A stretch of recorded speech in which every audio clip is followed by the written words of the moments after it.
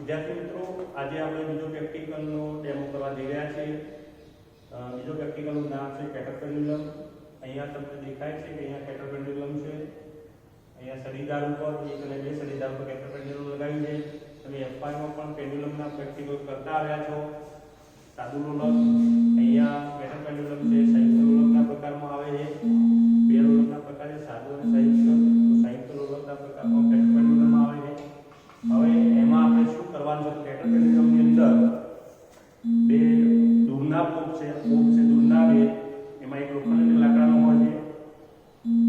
બે નજીકના પોપ છે અને બે એમાં એક લોખંડના લાકડાનો હોય છે। અહીંયા બીજી વચ્ચે જે વસ્તુ અહીંયા આપેલી છે, જે અહીંયા બતાવું હું તમને, એમાં જે સળીદાર છે અને સળીદાર કહેવામાં આવે છે।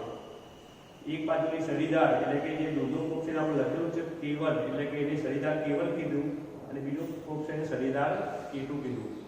અહીંયા તમારા ટીવાયમાં કેટરપેન્ડ્યુલમના બે પ્રકાર આવે છે, બે પ્રેક્ટિકલ આવે છે, અને બે પ્રેક્ટિકલ કરવાના છે। એમાં પહેલો પ્રેક્ટિકલ આપણે કરવા જઈ રહ્યા છીએ તે છે બે સળીદારો વચ્ચેનું અંતર બદલીને પ્રેક્ટિકલ કરવાનું। જો ખાસ સમજો, પરીક્ષાની અંદર બે પ્રેક્ટિકલ આવે છે। એક આવે છે કે બે સળીદાર વચ્ચેનું અંતર ફિક્સ રાખી અને નજીકના પ્રૂફનું અંતર બદલીને કરવાનું। આ બીજો પ્રકાર છે। પહેલો પ્રકાર છે બે સળીદાર વચ્ચેનું અંતર બદલીને પ્રૂફ ફિક્સ રાખીને પ્રેક્ટિકલ કરવાનું। અત્યારે આપણે બે સળીદારોના અંતર બદલીને પ્રેક્ટિકલ કરવા જઈ રહ્યા છીએ। હવે અહીંયા તમારે સળીદારો, આ બે સળીદારોનું અંતર, અહીંયા કેન્દ્ર જે કેટરપેન્ડ્યુલમ છે, સળિયો છે, રોડ છે, એ રોડનું કેન્દ્ર અહીંયા દોરેલું છે, અથવા કેન્દ્રનું અહીંયા નિશાન કરેલું છે। એ નિશાનથી આપણે બે અંતર લેવાના છે, એટલે ટોટલ અંતર આપણે બે સળીદાર વચ્ચેનું અંતર લખવાનું છે પ્રેક્ટિકલ અંખાની અંદર। તો એ અંતરના અડધા કરીએ, એટલે કે આપણે 60 અથવા 60 અને 80 અથવા 70 અને 80 બે માટે પ્રેક્ટિકલ કરવા જઈ રહ્યા છીએ। તો આપણે પહેલા આપણે 70 અંતર માટે કરીશું પ્રેક્ટિકલ, એટલે કે સેન્ટરથી એક બાજુની સળીદારનું અંતર 35 રાખીશું, બીજી બાજુ અંતર 35 રાખીશું, અને સળીદારને એના સ્ટેન્ડ ઉપર લગાવી અને પહેલા પ્રેક્ટિકલની અંદર 50 તુલનો માટે આપણે પ્રયોગ કરવાનો છે, બરોબર? તો આપણે પહેલા ફૂટપટ્ટી અને દોરીની મદદથી અને નોઝ પાયરની મદદથી આપણે આ સળીદારનું અંતર ફિક્સ કરીશું।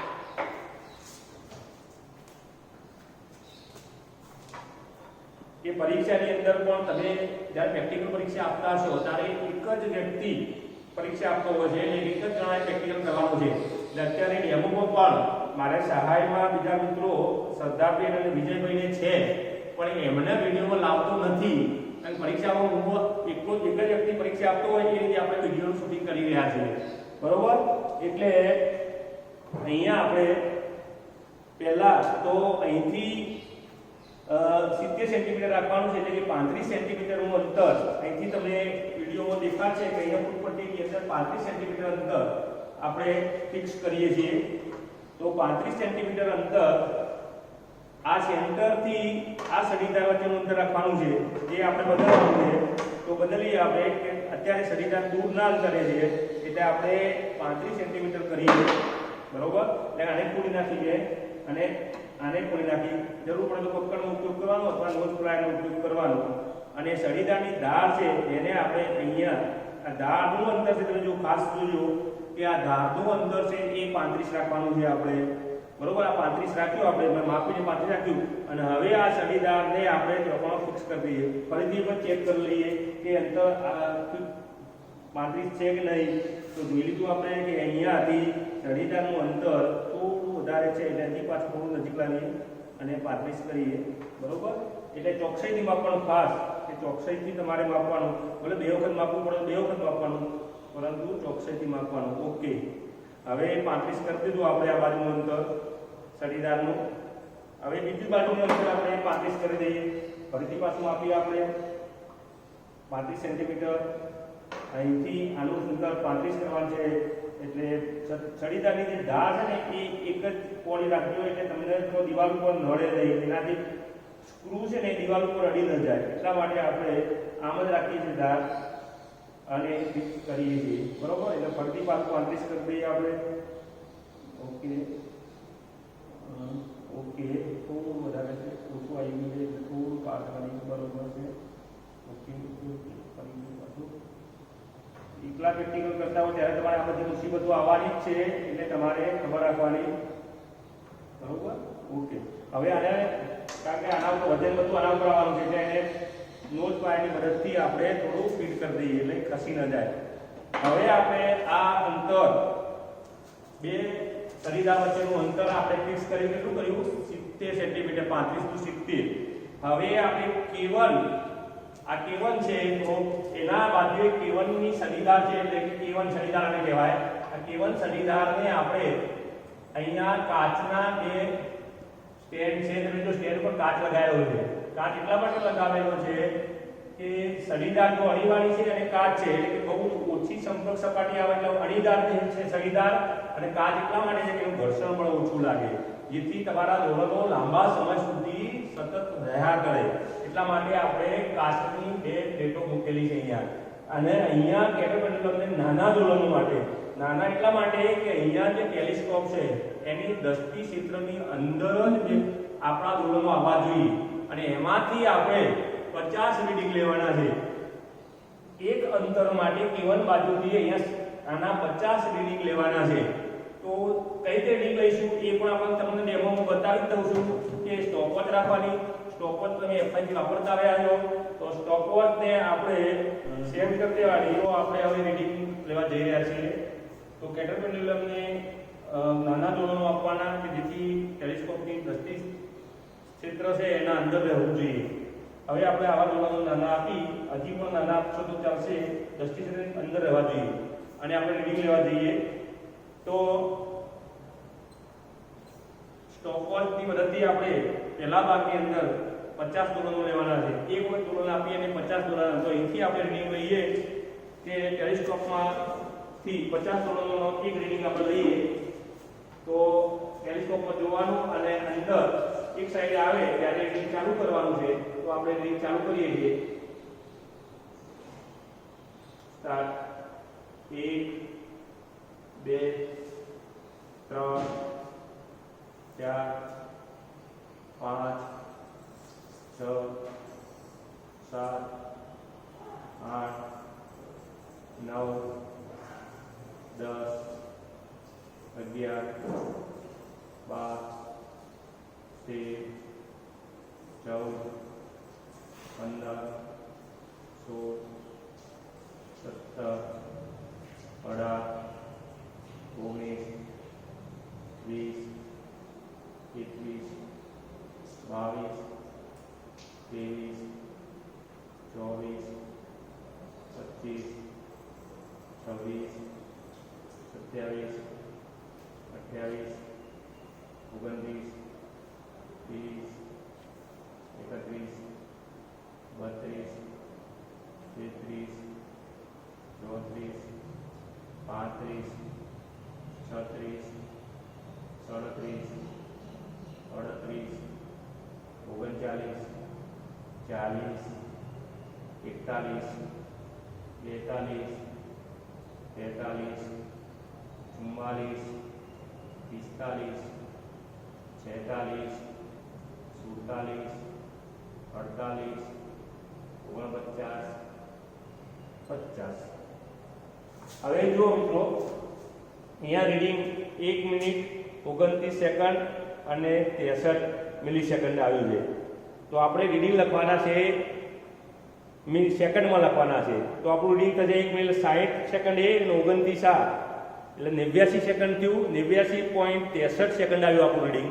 પહેલું રીડિંગ આપણું આવ્યું 89.63 સેકન્ડ. જે આપણે જર્નલની અંદર જે ઓબ્ઝર્વેશન ટેબલ બનાવેલું છે એમાં આપણે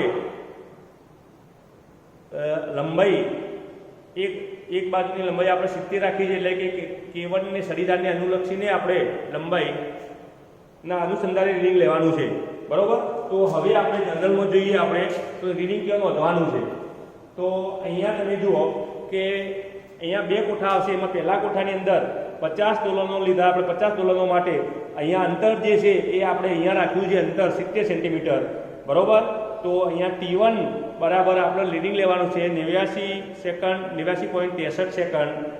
એ આ જ રીતે ફરીથી બીજું રીડિંગ લેવાનું છે, એના જ અંતર માટે ફરીથી રીડિંગ લેવાનું છે, 3 રીડિંગ લેવાના છે, એની સરેરાશ કાઢવાની છે.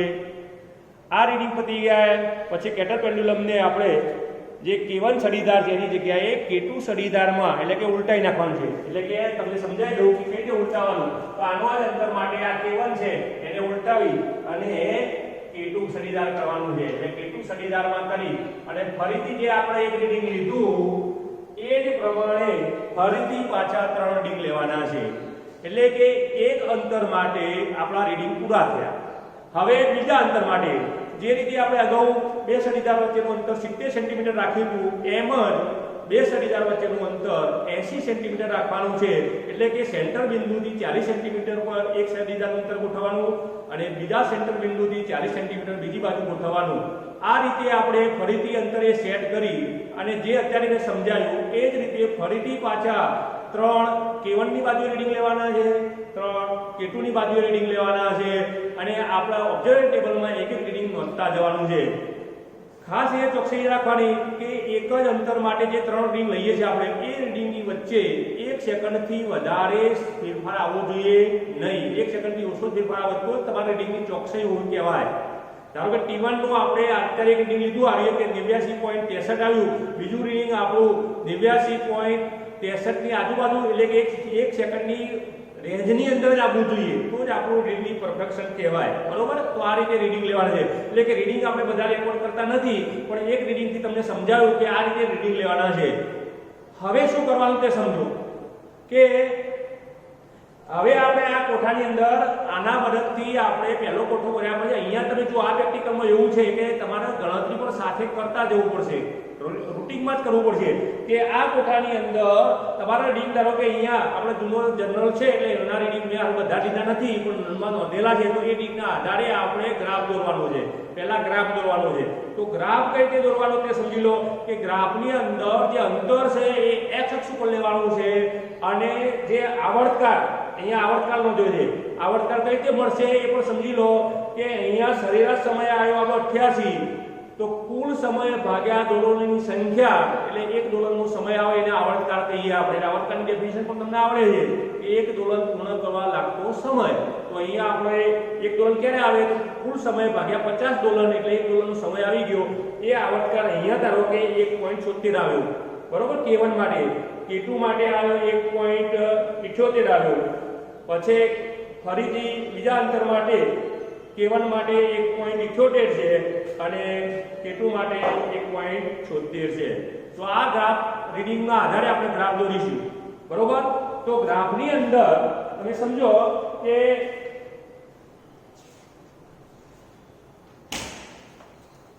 અહીંયા તમે જુઓ કે અહીંયા x અક્ષ ઉપર આપણે અંતર લીધું છે. બરોબર? અંતર લીધું છે એમાં તમે 10-10 સેન્ટીમીટરના ગાળા લેશો તો ચાલશે અથવા કાપીને 60 સેન્ટીમીટરથી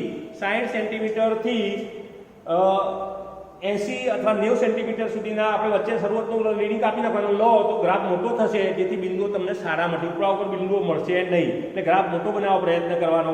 એ જ રીતે આવર્તકાળ T છે એ પણ કાપીને લેવાનું એટલે કે આવર્તકાળ આપણે 1.2 થી ચાલુ કરવાનું અને 1.9 સુધી લેવાનું અથવા 2 સુધી લેવાનું જેથી ગ્રાફના રીડિંગો સ્પીડ થશે એટલે બિંદુઓ દૂર જગ્યાએ આવશે જેથી આપણે જોડવામાં તકલીફ પડે નહીં. પછી શું કરવાનું છે કે બે બિંદુઓને ક્રોસમાં આપણે જોડી દેવાના છે. બે બિંદુઓ ધારો કે અહીંયા આપણા રીડિંગ હતા કે પહેલું રીડિંગ હતું 1.78 હતું તો 70 સેન્ટીમીટર માટે 1.78 હતું તો અહીંયા 70 સેન્ટીમીટર માં 1.78 અહીંયા ગ્રાફનું બિંદુ આવશે. પછી બીજું હતું કે K2 માટે આપણું હતું 1.76 હતું તો K2 માટે 1.76 લઈએ આપણે તો 1.76 એટલે કે અહીંયા નીચે આવશે અહીંયા 76 આવશે એટલે K1 K2 ના બિંદુ મળી ગયા. આ રીતે બીજા અંતર માટે K1 K2 ના મળશે એટલે 4 બિંદુઓ મળશે. 4 બિંદુને આપણે આમ ક્રોસમાં જોડી દઈશું. બે બિંદુને આમ જોડી દેવાના, બે બિંદુને આમ જોડી દેવાના જેથી આપણો ગ્રાફ જો છેદે એ છેદ બિંદુથી નીચે તરફ જઈએ ત્યારે શું આવે છે? અંતર આવે. કયું આવે છે? L0. એને L0 અંતર કહેવાય અને આ બાજુ જે અંતર આવે એને T0 કહેવાય. બરોબર.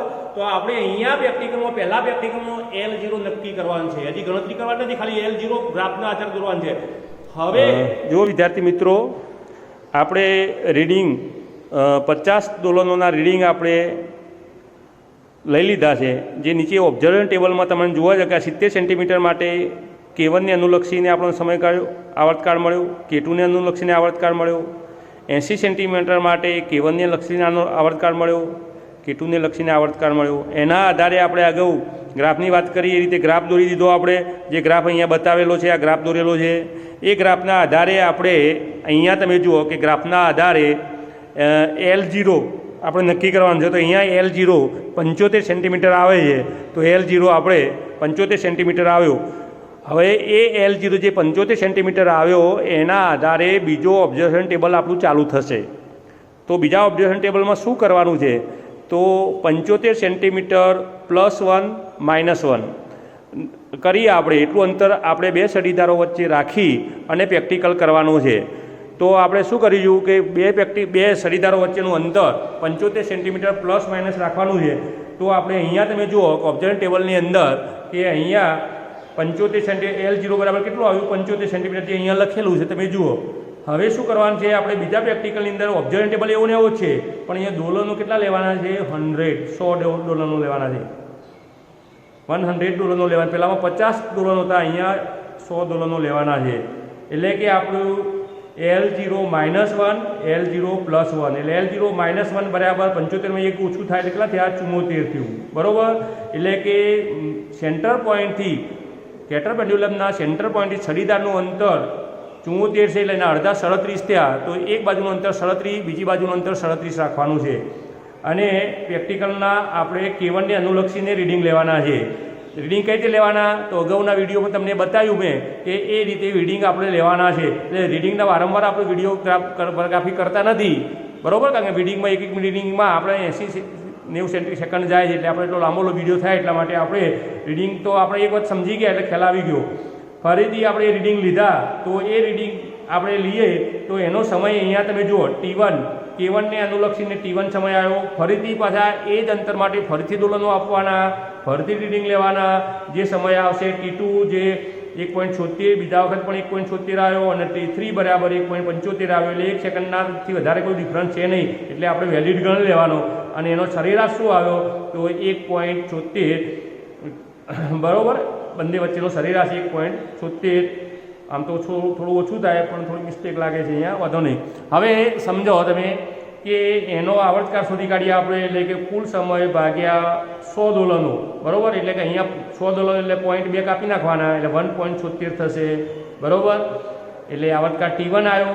હવે શું કરવાનું કે સળીદારને આપણે જે K1 હતી એની જગ્યાએ K2 મૂકી દેવાની અને ફરીથી પાછા T1 માટે 100 દોલનો માટે પ્રેક્ટિકલ કરવાનો. આપણે એને સમય નોંધવાનો. T2 માટે 100 દોલનો લેવાના અને પાછો સમય નોંધવાનો. T3 માટે પણ સમય નોંધવાનો. એ સમયનો એવરેજ આવ્યો, એ એવરેજ આવ્યો 1.78 અને પાછા 6 એ ભાગીશું એટલે આવર્તકાળ મળશે આપણને 1.78.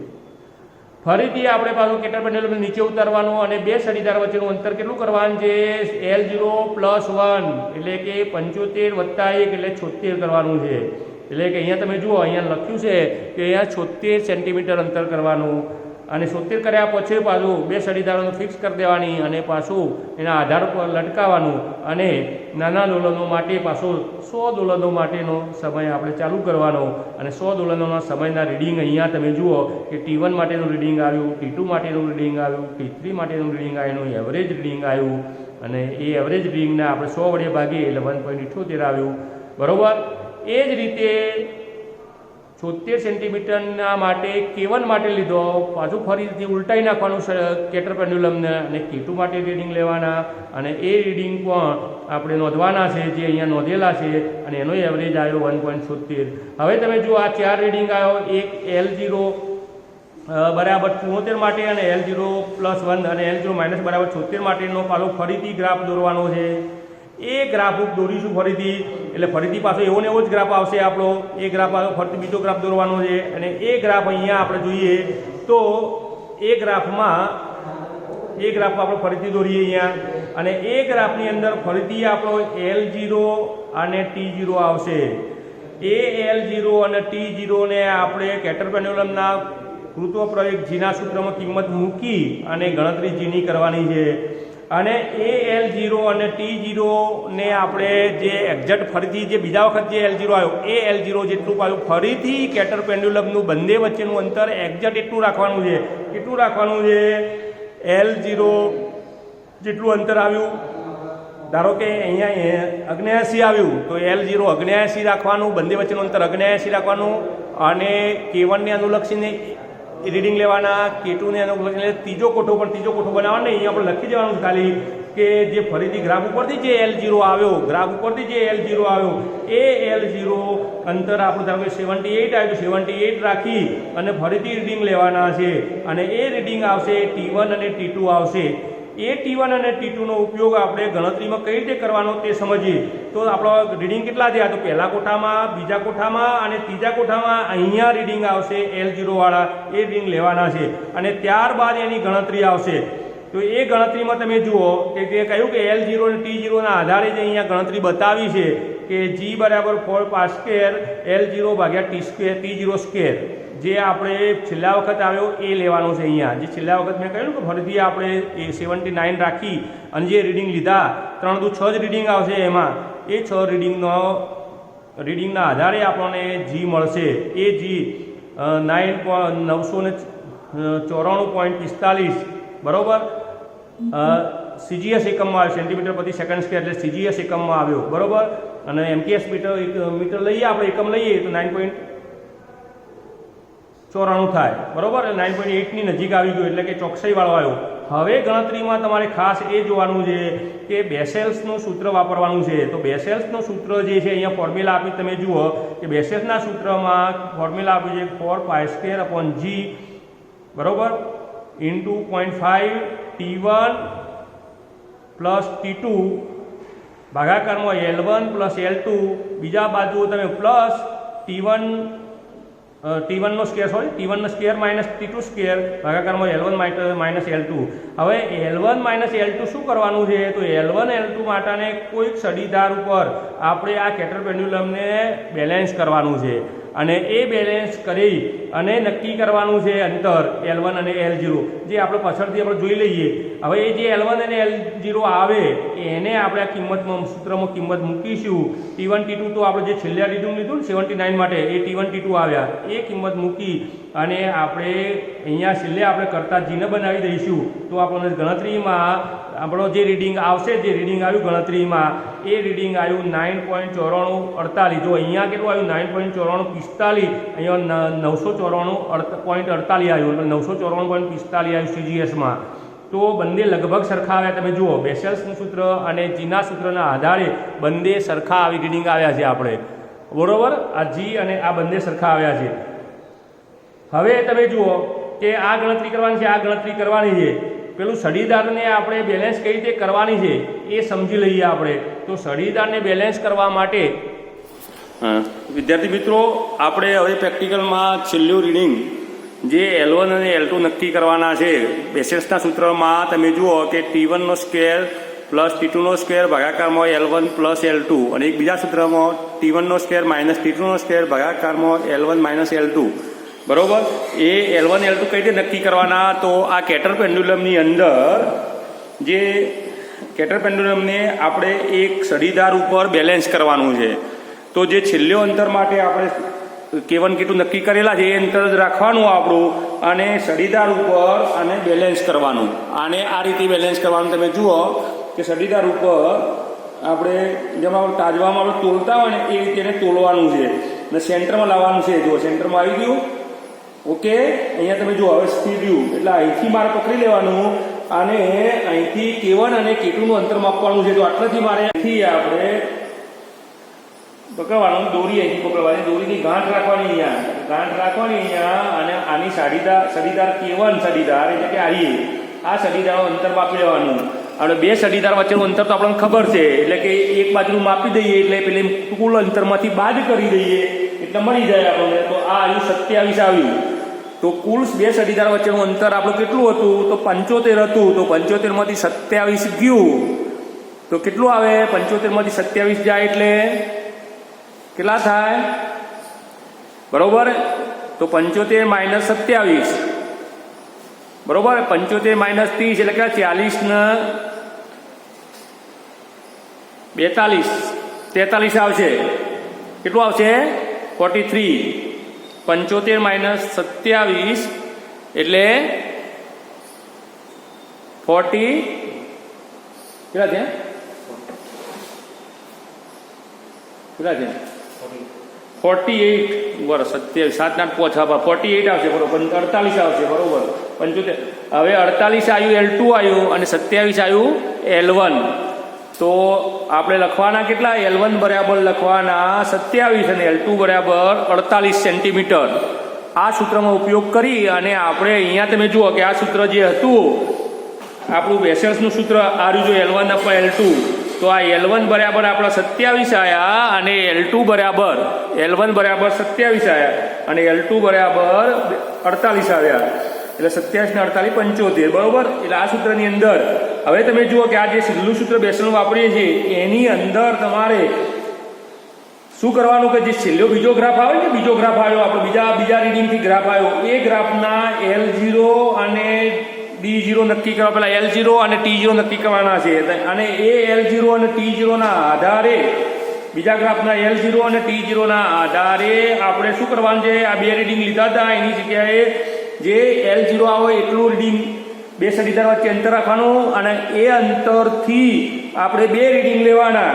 બે રીડિંગ, એક K1 સડીદારના અનુરૂપ 3 રીડિંગ લેવાના, K2 ના અનુરૂપ 3 લેવાના અને એ કોટો અહીંયા બનાવવાનો, વધારાનો એક કોટો બનાવવાનો છે. અહીંયા અંતર કેટલું લખવાનું છે? ધારો કે 75 આવ્યું તો 75 લખવાનું છે. તો 75 ના સાપેક્ષમાં 3 રીડિંગ, અહીંયા 3 રીડિંગ લેવાના અને એ જે રીડિંગના જે L0 અને T0 આવે, જે રીડિંગ આવ્યા એ રીડિંગના જે T1 અને T2 આવ્યા એ T1 T2 આપણે બેસેલ્સના સૂત્રમાં વાપરવાના છે. બેસેલ્સના સૂત્રમાં કયા વાપરવાના? એરાય વાપરવાના છે. એટલે કે અહીંયા જે બેસેલ્સના સૂત્રમાં આ T1 T2 એરાય વાપરવાના છે. આમ તો શું થાય તમારા કોઠાની અંદર તમે જુઓ, આમ તો 1 2 3 ને 4 T1 T2 આવ્યા, પણ આપણે વાપરવાના કેટલા છે? 2 જ વાપરવાના છે. T1 T2 2 જ લેવાના છે. જુઓ T1 અને T2 2 જ છે, તો 2 કઈથી લેવાના? તો છેલ્લું રીડિંગ જે આવે એ છેલ્લા રીડિંગના આધારે આપણે T1 T2 નક્કી કરવાના છે અને L1 L2 તો આપણે જોઈ ગયા એટલે L1 L2 નક્કી કરવાના છે અને 50 કિંમત મૂકીશું આમાં એટલે આપણને G મળશે.